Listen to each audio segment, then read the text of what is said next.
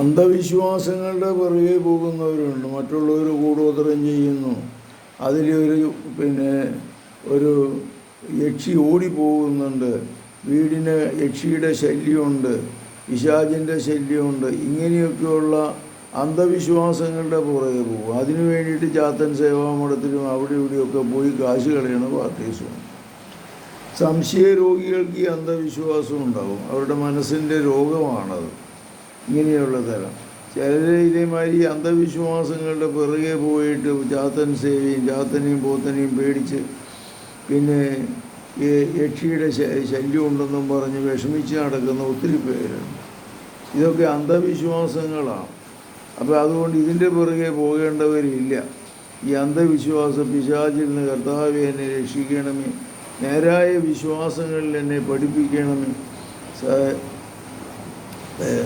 സഭയുടെ വിശ്വാസത്തിൽ ഓർമ്മിച്ച് മുന്നോട്ട് പോകാനൊക്കെ ഭാവം എനിക്ക് നൽകണമേ, കർത്താവെ സുഖപ്പെടുത്തണമേ. പരിശുദ്ധ പരമദിവ്യകാരുണ്യത്തിന് നേരവും ആരാധനയും സ്തുതിയും പുകഴ്ചയുണ്ടായിരിക്കും. യേശു മിശിഹായ്ക്കും സ്തുതിയായിരിക്കും.